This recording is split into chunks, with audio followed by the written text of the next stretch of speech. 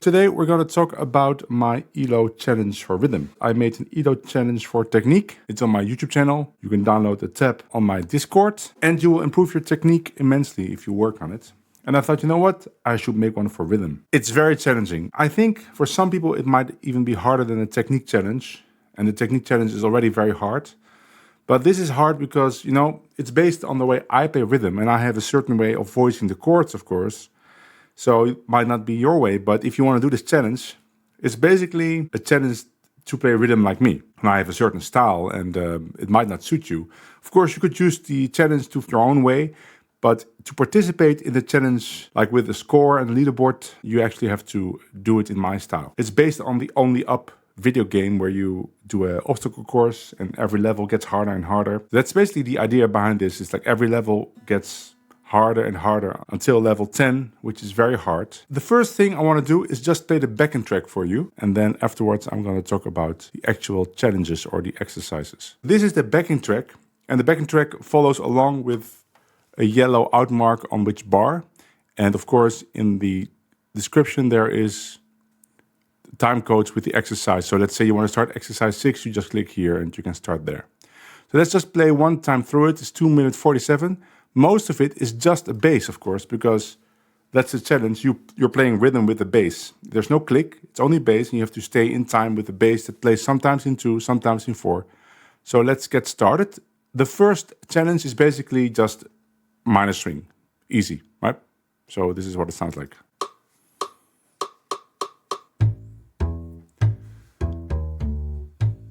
This is just minor string. Everything is written down, including all the chord diagrams.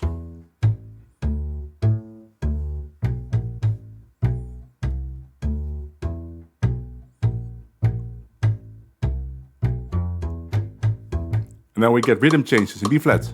A little bit faster. Now we get a Charleston Rhythm with a walking bass. And now we get some Django embellishments. Now we go to Bossa. So this is Bossa Rhythm. Everything, of course, very short, not the complete form. With very specific voicings that you have to play, but that's everywhere. A Bossa fill here. That is the outro of Bossa Rhythm.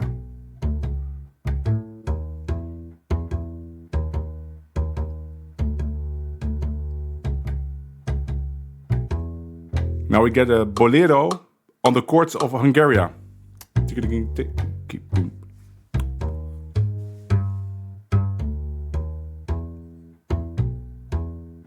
The first half is Bolero. And now the second half will be the Ruma rhythm. That somebody asked me about that. Challenging to play if you're not used to it.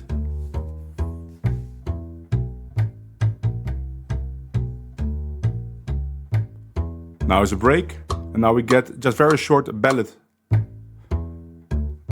So to have some ballad in there, not too long. Now we go very up tempo with the rhythm future. 1, 2, 3, 4. Ta, ta, ta, ta. Now we get a quick fill, difficult to do. And now we get chords of Limehouse Blues.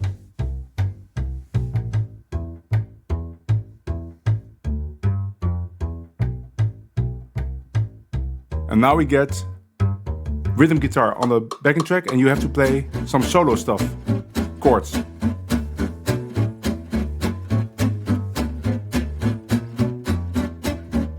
This rhythm changes in D.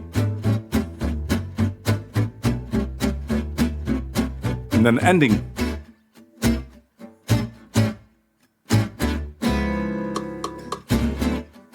Okay, so now you heard the whole backing track.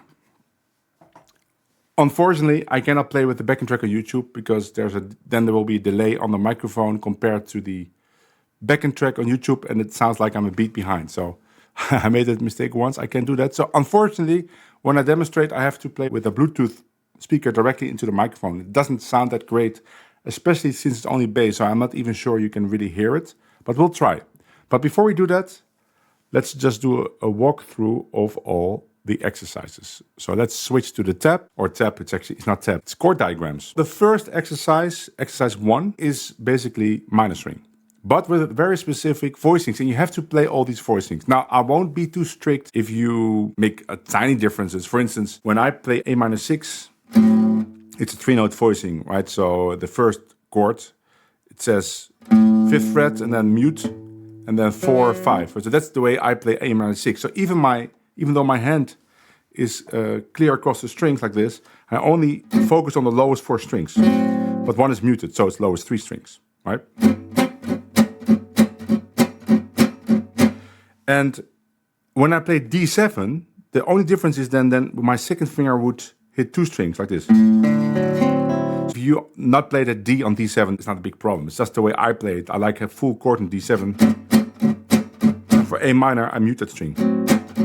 But that goes automatically for me. Maybe you're not used to fretting 2 strings with 1 finger, but you will need that anyway. To be clear, you don't have to really do that in the first exercise. So it's minor string with the basic chords A minor 6. You shift it up for D minor 6. Then you go to E7, but there is a passing chord. E7, and then you go back to A minor 6. Then there's a 2-5 to D minor, and I play it like this. This is my voicing for A7. You have to play it like this for the challenge. You cannot do it like this, or whatever way you do. You have to use my voicing here, because it's the best sounding voicing anyway. And then we go to this D minor 6. And then we go back to A minor 6 with the passing chord. And then we go to E7 with the passing chord. And then B flat 6, like this. You have to use your thumb. That's the challenge, you have to use your thumb. So if you're not used to the thumb and you can do it another way, that's fine with me. But you cannot play without the low B flat. It's part of the challenge. To A minor 6 like this. If you want to voice it like that, it's fine, as long as you have that low A there. How do you play rhythm? What is the challenge is that you play everything short. So you cannot change chords with a long chord. So you cannot do this.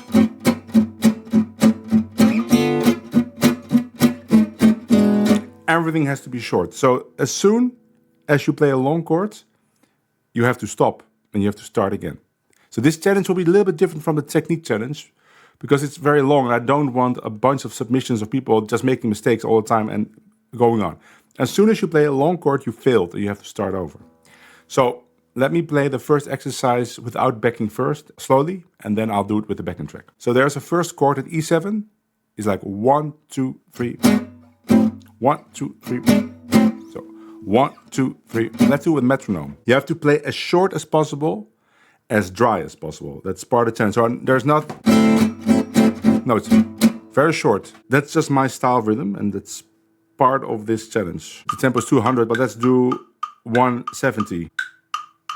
1, 2, 1, 2.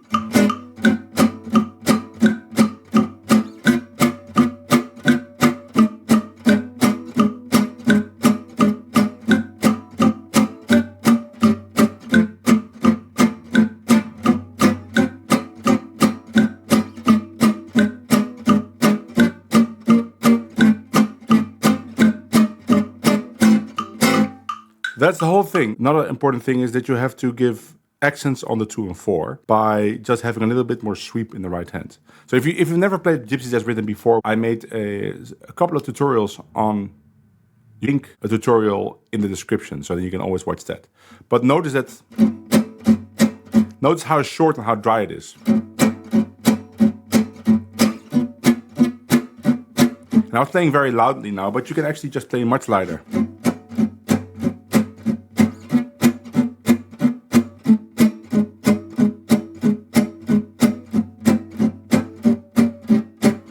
No long chords, all short.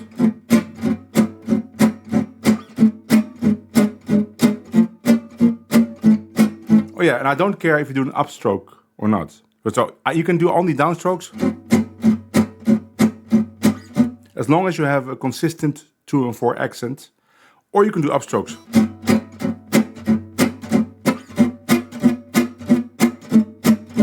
That's all fine, that's not important. This is the only chord I just can't play. The minor 6 with the thumb. You mean this? That's probably because you are then, I'm just guessing, you're not really grabbing the neck like this. Your hand should be flat against the neck when you do that. So there's no hole. It's all flat, right? It's like you grab the guitar like that. If you can do it like this, you can do it like this maybe. Like without putting this. When I play it, you can hear all the strings. And I play 2 notes with my second finger and 2 notes with my third finger. But that's very hard to do, and I had to work on that a lot. But if you can also play it like that. 2, 3, and you don't actually need the high strings, because for the rhythm you can just focus on the lowest. You can play the 6/9 with the thumb, B flat 6/9. Okay, yeah. So the only thing you have to do then, that's a violin trick. Instead of grabbing the chord like this, just grab the chord that you can play, and just move the first finger back. So that's the only thing you have to do, is keep this stationary and just move the first finger back. And try to memorize how this feels. Well, if you can't play this, you have to practice it, because there was a time I also couldn't play it. And I had a student with very small hands that also couldn't do it and said to me that he would never be able to do it, and now he can do it. So it's possible. It is possible, really. Okay, let me play with the backing track. Now, let me know, can you hear the backing track through the microphone? Just let me know if you can hear it. Do you hear the bass?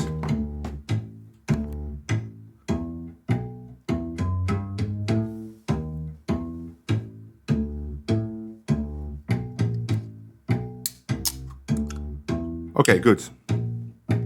Great. So I don't want to hear can't. You can, but you need to practice. There's lots of stuff on guitar that I also thought I couldn't do, but you have to, unless of course there's something wrong with your middle finger. That is of course always possible. But if you have normal hands, like everything's working and you can give someone the finger, then you can also play all these chords. Now, one thing that might be true is that you have a very thick neck. If that's the case, then there might be some problems. I can do it on a very thick neck, but that is much more difficult. But you can always have your neck filed down for that, or just take another guitar. Okay, yeah, if you have an injury, that's of course, that I understand it's difficult. But yeah, I cannot make exceptions, of course. Everybody has to do the challenge in the same way, because otherwise everybody will have an excuse to still do it. But you can always do it at home in your own way. But if you want to participate in the leaderboard and get graded and stuff, then you have to do it the way I show. So that accents here in bar 18, that tap, cap. So I would always advise, if you have to play the rhythm, don't just do this. Do. So there's a muted stroke on B2. 1, 2, and. It's almost I play, but then the first chord of this I play very softly. The bass is actually playing, so that also helps. Let me play with the backing track.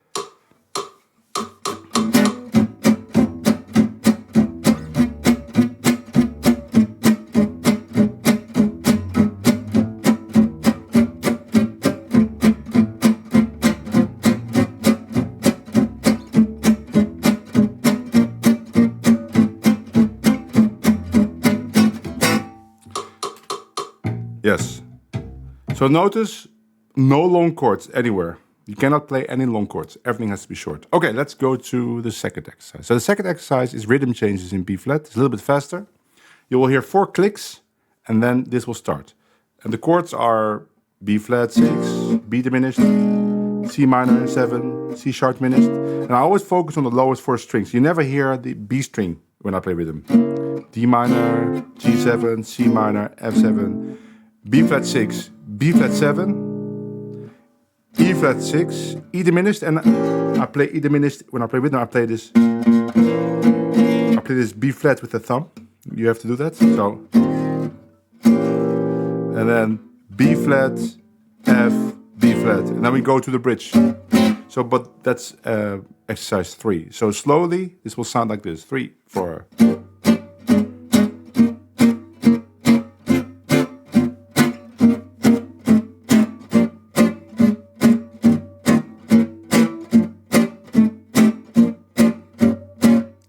One, two, one, two.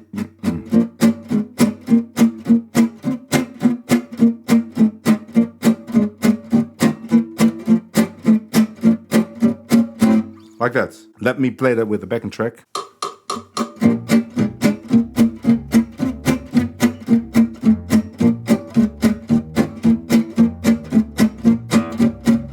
That's it. Very short. Of course, it's very important that you don't rush. If you rush and you don't fix it immediately, so you lose your place, then you have to stop and start over. If you rush a little bit and you manage to fix it within one bar, that's fine. Let's go to exercise 3. Exercise 2 is not that difficult. It's just a lot of chords, and you have to not play any long chords. Exercise 3 is a Charleston rhythm, and it's basically the same rhythm that we were just talking about in minor swing, with that last A minor 6 bar. Now, we have that rhythm all the time. So again, don't just do, no, but just do tap to tap. And then every chord changes. So we get this D7. And now notice that I put more strings, because when I do this, I play more strings generally. We get this D7 for the second time. For the second bar, you can play it like this, or like with the thumb. Oh, both fine. Then this G7. And then this C7. Bar 33 is a different rhythm. And then we get the Django embellishments that sound like this. 3, 4, 1. 3, 4, 1. So notice for this B7 sharp 9 chord in bar 34, I'm playing 2 notes with my second finger. Right? So it's the Jimi Hendrix chord. But I'm playing both strings, both the E and the A string with one finger. So, and then, so that rhythm comes from Django Reinhardt playing minor swing comping Grappelli. He played like.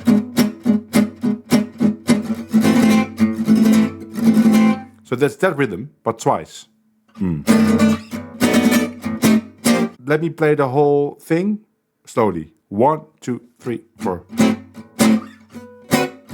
Notice that on beat 2 I do a go stroke. Huh? Ah, ah, ah, boo, ba.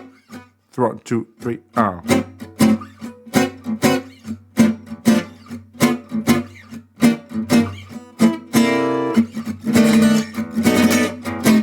So this chord in bar 35 is also tricky to play. Very difficult, probably, if you've never done it. It's possible if you...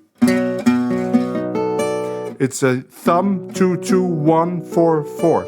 Now, I think you could play it without a thumb, but I wouldn't be able to do that. Because then you have to do some funky stuff with your fingers. No, I don't think that's possible. You have to play like that.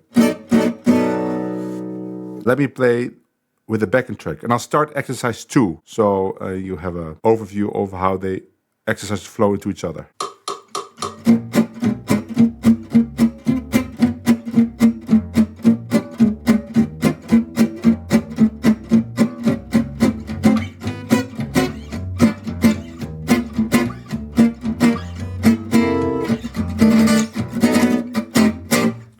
And the bass on bar 34 is playing long notes. So it is really following the chart. So you always know if you're in the right place, and you really have to be together with the bass. These are Django chords, especially later in his life.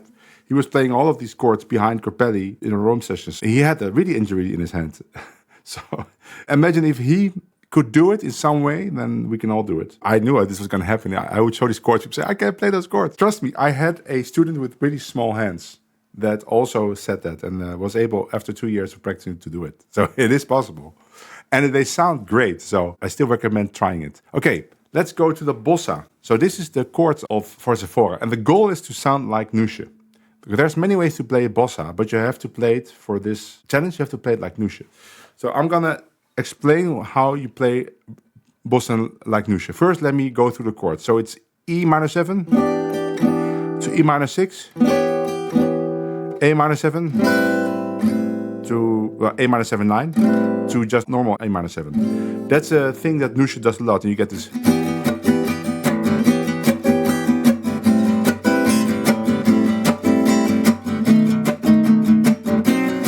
To play bossa like Nusche, you have to have a continuous 8th note rhythm. You cannot stop, so you cannot do.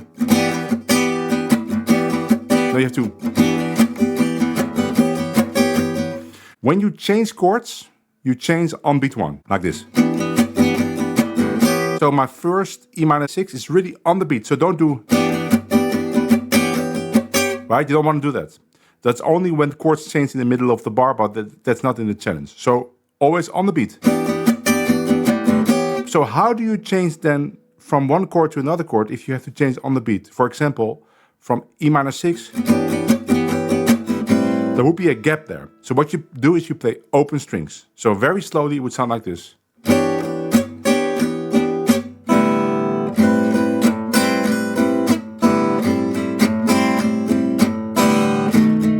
Of course, you don't give it an accent, you play it softly.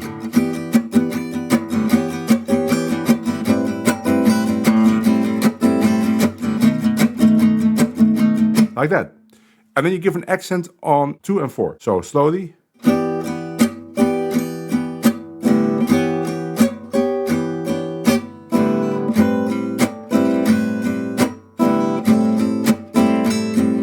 And what you do is you mute that accent. It's a muted chord. So you mute all the strings by just, well, you could mute in 2 ways. You could mute with a palm mute, like that. I don't do that, for example, but somebody that does that is Benji Winterstein. Sounds very good. Noesje just mutes with his left hand by letting go.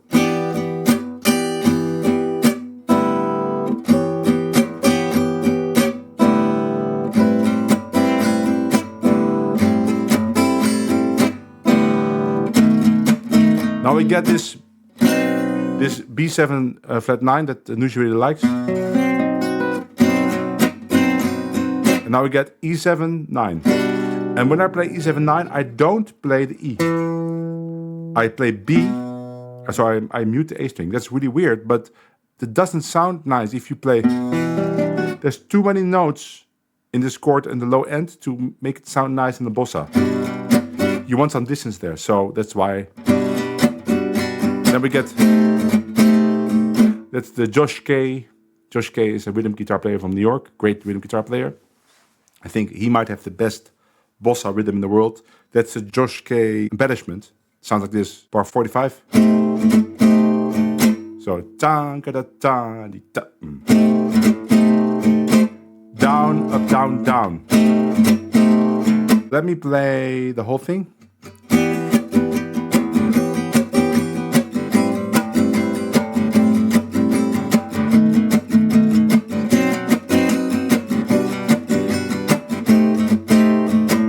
Like that. It has to be very straight. All the eighth notes are completely straight, like a train. No rush, don't slow down. Completely straight. Upstroke, open strings. Yes, upstroke, open strings.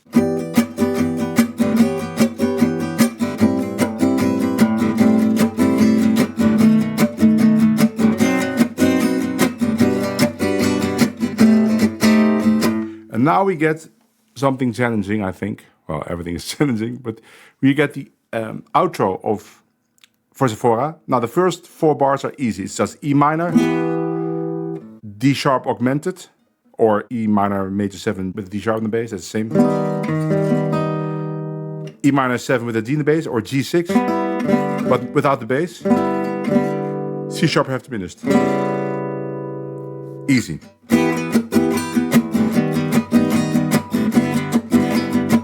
Again with the open strings, you hear that?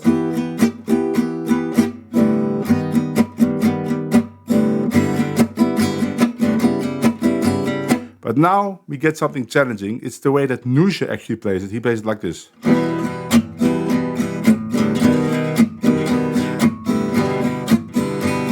So you have to mute with these open chords, beat 2 and 4. So there's 2 ways to do it. You could do it with a palm mute. It's probably easier that way, but I don't like to do that. So what I have to do is I have to mute the strings with my left hand and let go of the chord and immediately play it again because I have to do.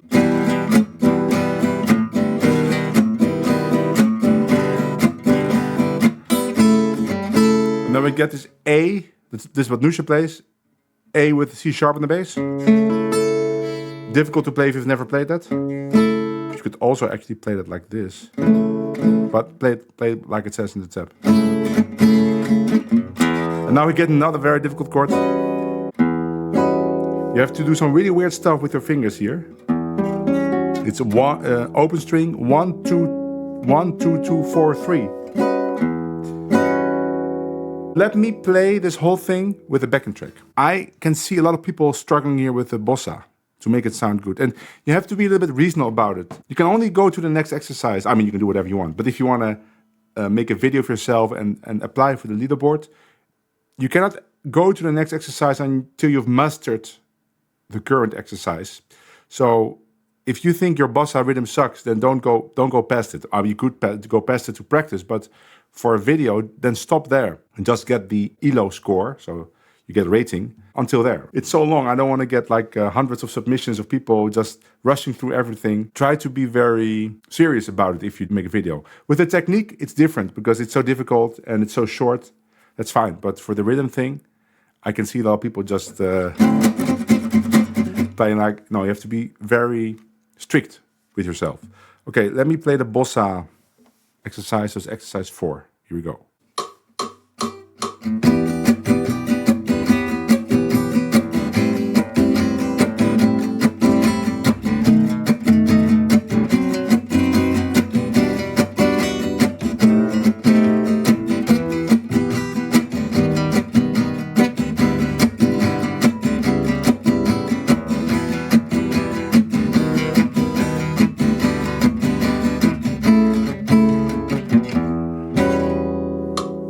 Okay, now we get the Bolero. Bolero is the tune.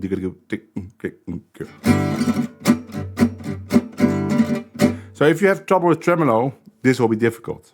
Because I don't want a fake Bolero. So I don't want to have... No, I want tan diggy gim. So the diggy gim is down, up, down, up. And everything is long in that sense, so you don't let go. So just focus on that you have to start down and end up. Usually if you just focus on that, it will work. And I want a short bolero. So you can do a long bolero, it sounds like this. Long, short, but I want everything short, so.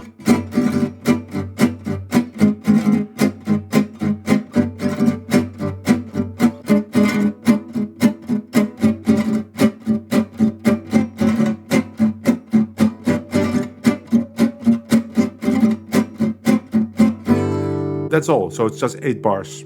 There's not much to say about it.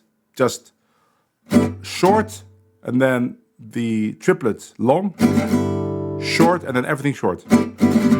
So the last stroke of the triplet, the upstroke, is also short, and everything is short except the...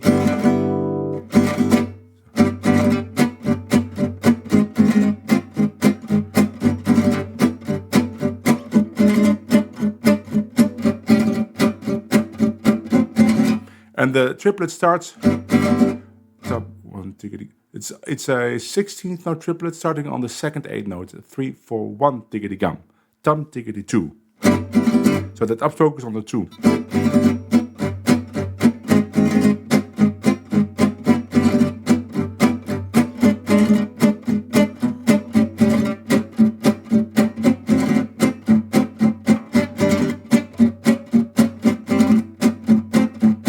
Have a very loose wrist if you do that. They say shaking out a match. Now, oftentimes people say that and it's not really relevant, but here it is really relevant. Practice with the metronome very slowly and be very rhythmically precise. Let's say the metronome is 8th notes. Ta, ta, ta, ta, ta, ta, ta.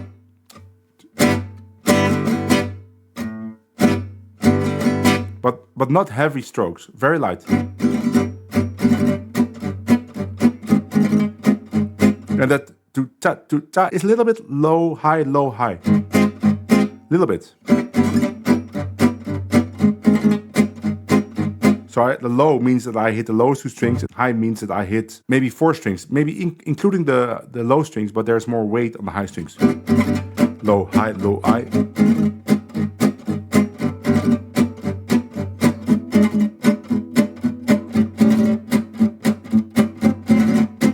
It's important that you keep your fingers down for the triplet. That helps with the clarity of it.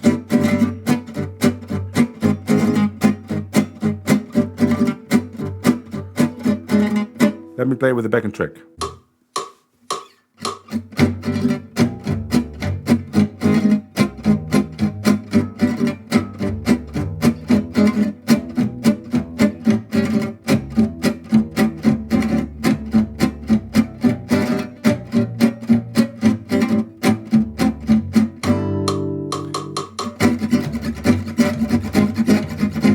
Okay, then we get the the Ruma rhythm, which is also probably pretty difficult to do. Now, the important thing about the Ruma rhythm is the accents. That's the only strokes that are voiced. All the other strokes are ghost strokes. And the accents sound like this. Tak, kat, pap, pap, kat, pap, pap, kat, pap, pap, kat. So 1, 2, and 4, I think. 1, 2, and 3, 4. 1, 2, and 3, 4. Yeah. 1, the 2, and the 4. So if you don't see that, just count like that and make an accent on that number. So 1, 2, and 3, 4. 1, 2, and 3, 4. 1, 2, and 3, 4. 1, 2, and 3, 4. 1, 2, and 3, 4. But the end is an upstroke, so you get 1, 2, and 3, 4. 1, 2, and 3, 4. The rest is ghost.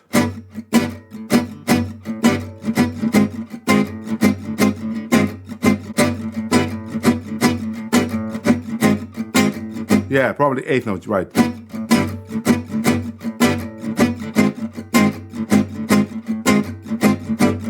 Like that. Now you can do the Nusche variant, which is, so he plays 1, 2, and 3, 4. So the 2 is also voiced like. He plays long short.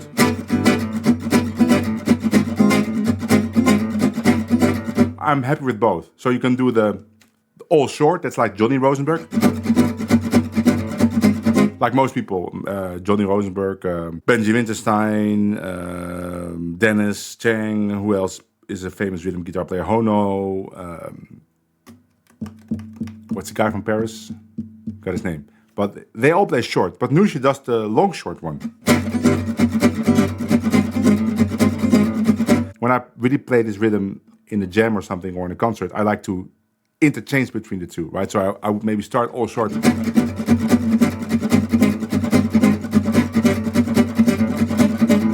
And now, right, so then I maybe go to the long short. Or for this one, yeah, Mathieu Chatelain, thank you. But for this one, you can choose whatever you want. And it's not that fast. You will see it's not that fast. So let me play the Bolero and the Rumba in a row. Also, the Rumba ends. Oh yeah, let's finish. So the Ruma ends with a long E7 flat 9 chord. But then there is a ballad.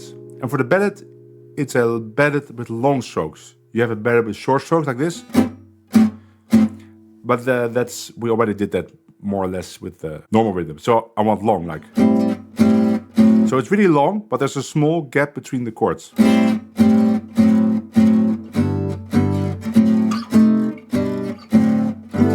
Like that.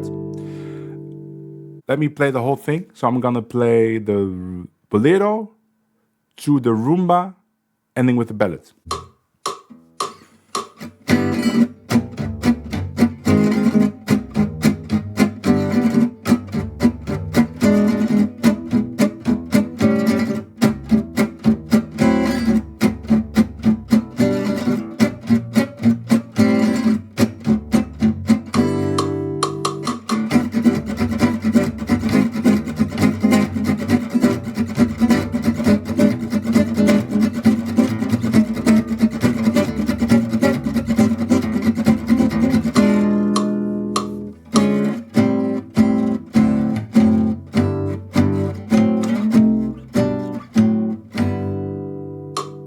Like that. Can you hear like the way I make it sound? That's the way you should go for, right? So it's a certain style of rhythm. I'm not saying this is the best style of rhythm ever, but it's a good style that works. It's very unintrusive to the solo player because there's lots of room. It's also not too loud. That's the point of this challenge, is to make it sound like that more or less, which might be completely opposite or different from the way you do it normally. But yeah. And I think it's good for everyone to be able to play rhythm like this, because no one objects to this style of rhythm because it's so short and unintrusive. Even people that really like more busy rhythm, like Charles Limberger, actually told me that, I mean, when he teaches rhythm, it's the complete opposite from the way I teach rhythm. But when we play together, he always likes the way I play rhythm. So I think he appreciates how unintrusive it is, but he would never play like that himself, right? So I'm not saying that this is the best rhythm style ever, but I do know that most people won't object to it. Maybe one guy that wouldn't really like it is duet, maybe, because it's a little bit maybe too modern. The voicings are too modern. But I could change that when I would play with him. I could use some more old-fashioned voicings. I wouldn't probably, but I could do it. Yeah. Okay, let's go to... Actually, I did play with duet, and I was playing like this, and he didn't say anything. So now we get tempo 310. That's really fast. This is rythme futur, and you have to play this voicing, and you have to hit the low F sharp, and then the chord, and then the C. So it's long, short, long, short, long. You need precision with the pick. Don't play. You have to really hear that bass note. If you're a bluegrass player, this will be very easy. Otherwise, you probably have to practice.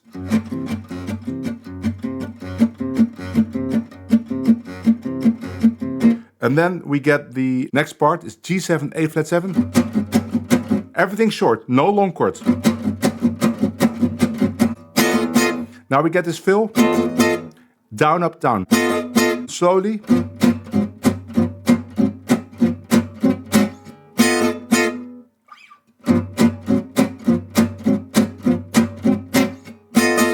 So the beat 1 of that fourth bar, bar 79, is empty.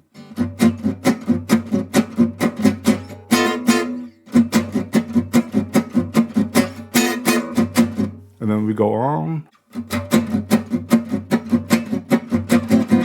Then we go to exercise 8. But let's first play exercise 7 with the backing track.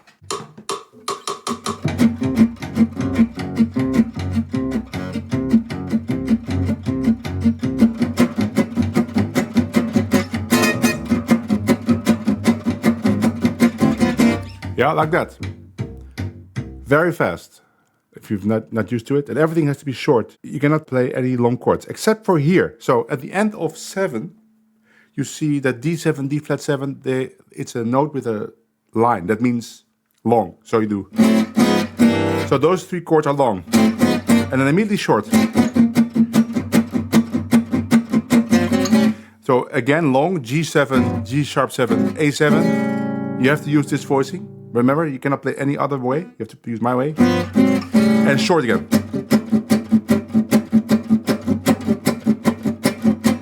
And then we get G7, E7, and then we get A minor like this, like a bar chord, but I play with my thumb. E7, A minor with a C in the bass, C minor 6, D7, and then we get an ending like this, 3, 4, 3, 4, 3, 4, 1, and 3, 4, 1. Let me play 7 and 8 in a row, so you can hear.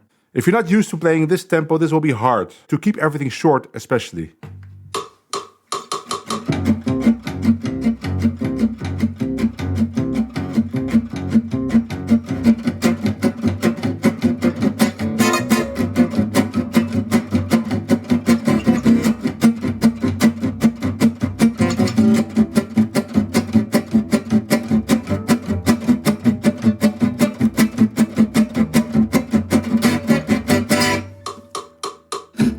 Okay, and then we get the final 2 exercises. It is fun to do, because now 2 rhythm guitars will appear on the backing track, which is me on this guitar and on another Altamira. And you have to play these solo fills. 1, 2, 3, 4.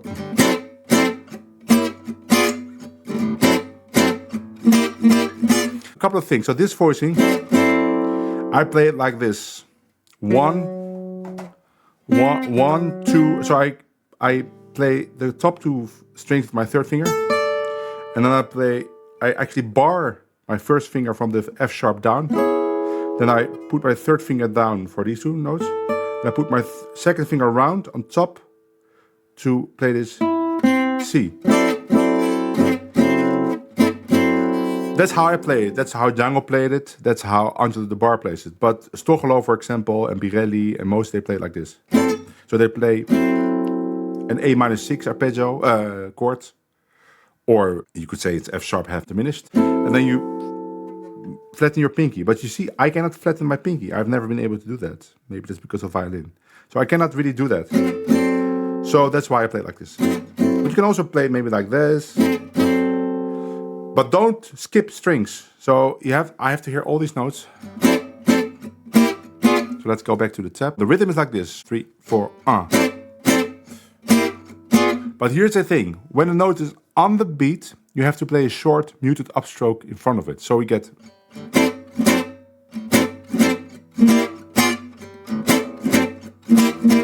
So in that fourth bar, all of them need it. For the attitude. Huh?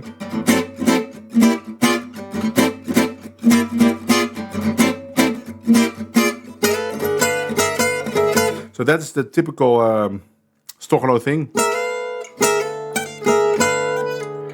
So you play this voicing, and then you play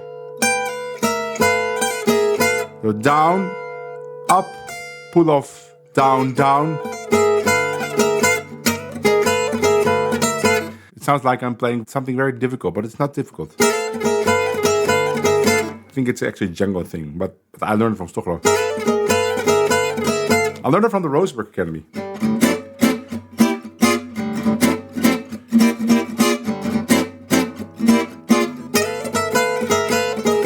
We get it again, same.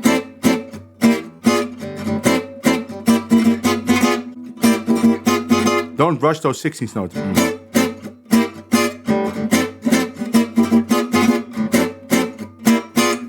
And then we get that ending, that Django ending.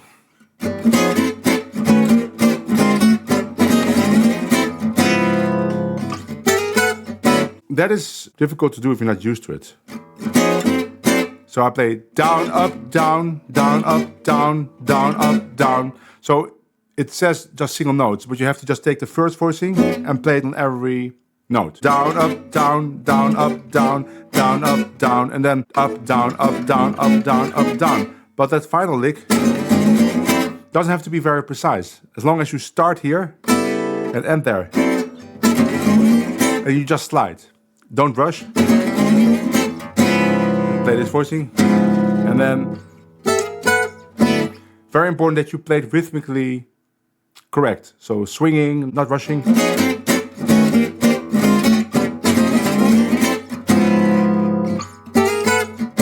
Now the backing track is going to help you with some clicks.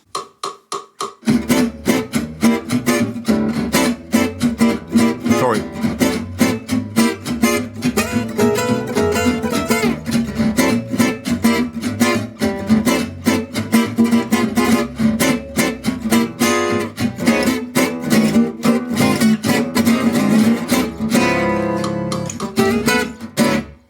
Okay, let's do it again because I made some mistakes in the rhythms. But it has to sound awesome. So if it doesn't sound awesome, it means that you're not hitting the full chords. It means that you're probably not doing the muted upstrokes. It means that you're probably sloppy and rushing it. There's one more chord there, the A7 flat 13, right before exercise 9. So you get the click, tick, tick, 1, 2,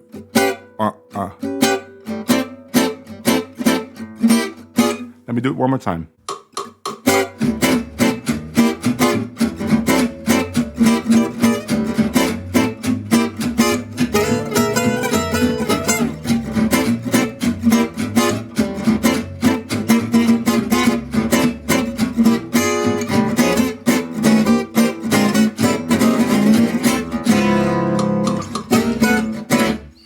Okay, shall I play the whole thing? You know what I could do? I could start the YouTube video at the same time as I start my backing track here. You can read along. Let's try that. Maybe that works. Maybe it doesn't work, but let's try it. And I hit play at the same time on the YouTube video, but there will probably some kind of delay, but maybe it works. Let's try it.